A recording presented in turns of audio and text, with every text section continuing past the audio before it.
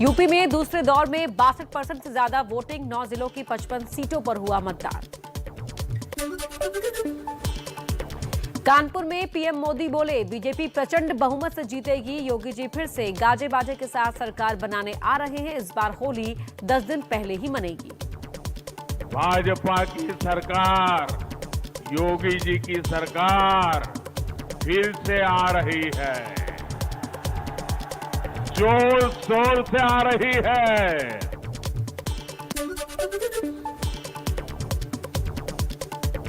कानपुर देहात की रैली में सीएम योगी ने भी अखिलेश यादव पर साधा निशाना। बोले, जो लोग खुद को समाजवादी कहते हैं, नाम समाजवादी है लेकिन काम तमंचावादी और सोच परिवारवादी। अपने को समाजवादी कहते हैं, नाम समाजवादी है, काम तमंचावादी है और सोच परिवारवादी है।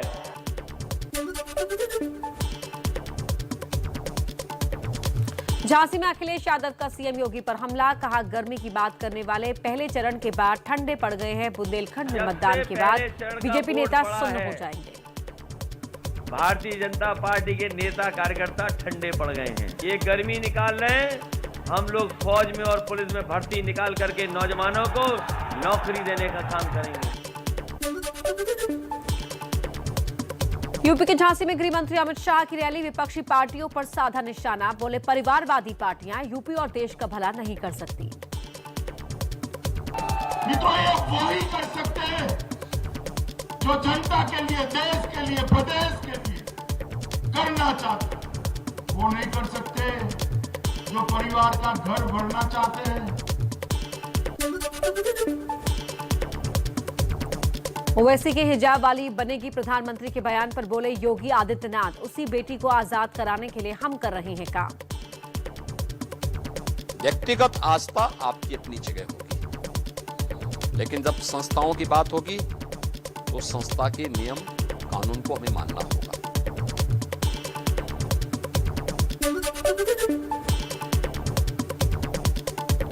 हिजाब विवाद को लेकर केरल के राज्यपाल आरिफ मोहम्मद का ओवैसी पर बड़ा हमला। बिना नाम लिए ओवैसी को अलगाववादी सोच वाला बताया।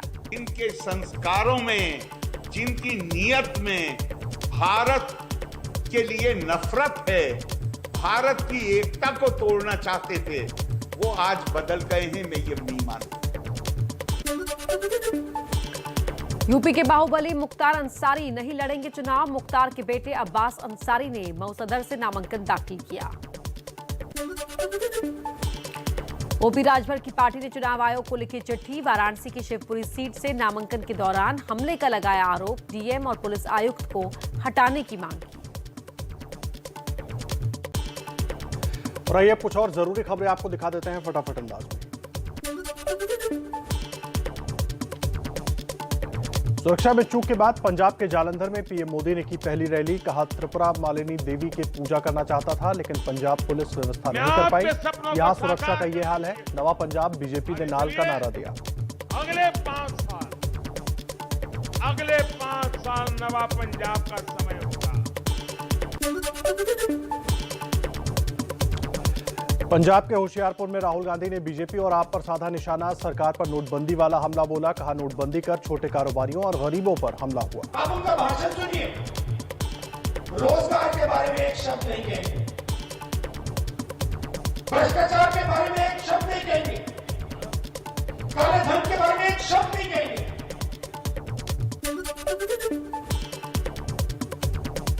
होशियारपुर में राहुल गांधी की रैली में शामिल नहीं हो पाए सीएम चन्नी। पीएम मोदी के कार्यक्रम की वजह से चन्नी के हेलीकॉप्टर को लैंडिंग की नहीं मिली थी इजाजत। चन्नी ने उठाया सवाल। मुझे उड़ने से रोक दिया गया और सारा दिन हेलीकॉप्टर इन्होंने उड़ने नहीं दिया और मुझे कंपेयर नहीं करनी दी, सिर्फ इस नाम पे कि इस एरिया में प्रधानमंत्री आए हुए हैं और इसलिए आप वहाँ नहीं जा सकते। तो क्या मैं टेररिस्ट हूँ? क्या मैं आतंकवादी हूं कि मुझे उस एरिया में नहीं जाने देना जहां प्रधानमंत्री जी आए हुए हैं?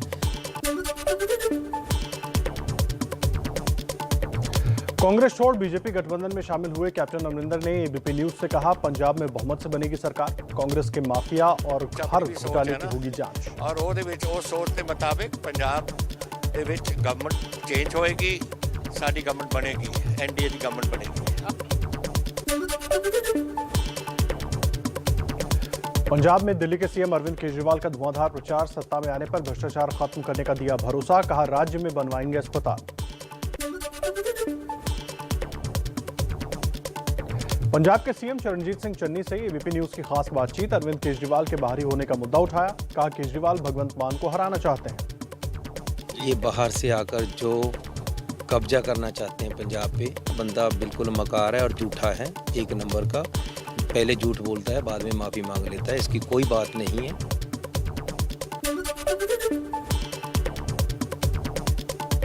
ईवीएम में कैद हुई उत्तराखंड और गोवा की किस्मत, उत्तराखंड में 62% से ज्यादा तो गोवा में 79% वोटिंग। गोवा में 2017 के मुकाबले 3% कम वोटिंग। मणिपुर में चुनाव प्रचार के लिए पहुंचे राजनाथ सिंह ने करगिल शहीद यमनम कोलेश्वर के कोम के घर वालों से मुलाकात की, शहीद के परिवार के साथ खाना खाया।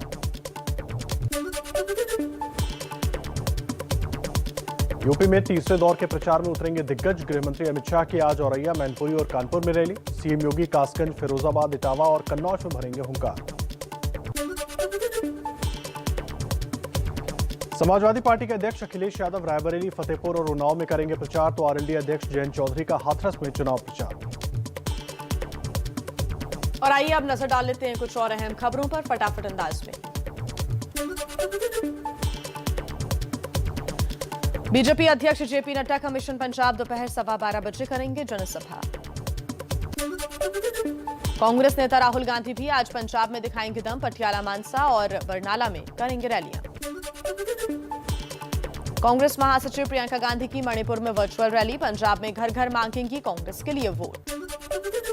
हिजाब पर विवाद जारी, कर्नाटक हाईकोर्ट में आज दोपहर 2:30 बजे फिर होगी सुनवाई। लखीमपुर कांड के मुख्य आरोपी आशीष मिश्रा की आज जेल से हो सकती है रिहाई, कोर्ट ने नया आदेश जारी करने का दिया है निर्देश। कोर्ट से जमानत मिल चुकी है, लेकिन तकनीकी वजहों से रिहाई में हो रही है देरी। चारा घोटाले में सीबीआई की विशेष अदालत आज सुबह 11 बजे डोरंडा ट्रेजरी मामले में सुनाएगी फैसला। लालू यादव दोषी पाए गए तो फिर हो सकती है जेल। बिहार की राजधानी पटना की सड़कों पर आज उतरेंगे एलजेपी रामविलास के प्रमुख चिराग पासवान, बेरोजगारी को लेकर निकालेंगे विरोध मार्च। मुंबई में पीएम के बयान पर कांग्रेस का प्रदर्शन, महाराष्ट्र विपक्ष के नेता देवेंद्र फडणवीस के घर का घेराव करने की कोशिश, जवाब में बीजेपी कार्यकर्ताओं का भी हंगामा, दोनों पार्टी के कार्यकर्ता आपस में भिड़े।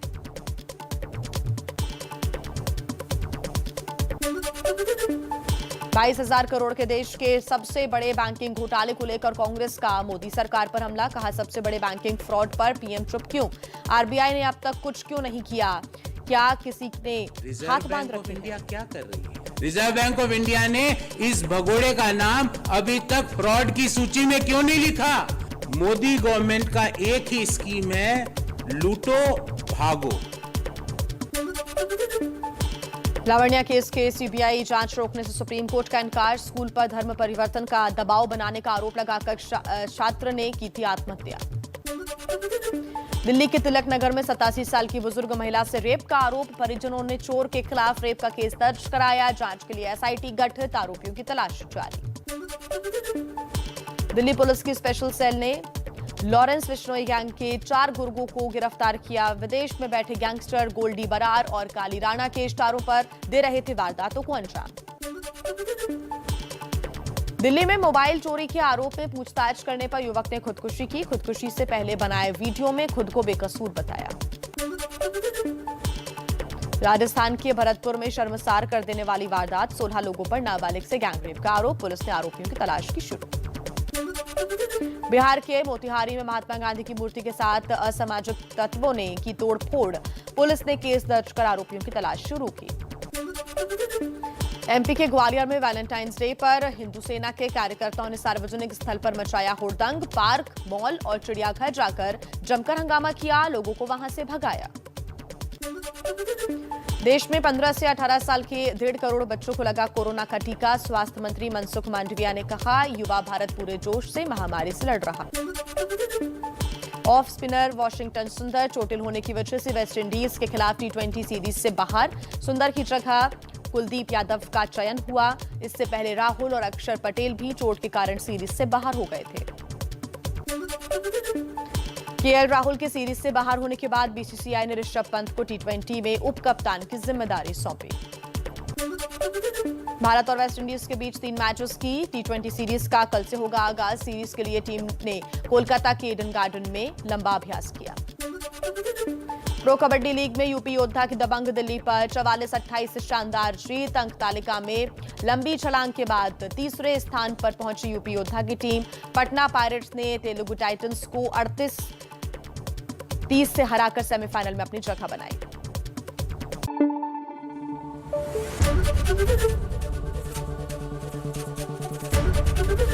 एबीपी न्यूज आपको रखे आगे।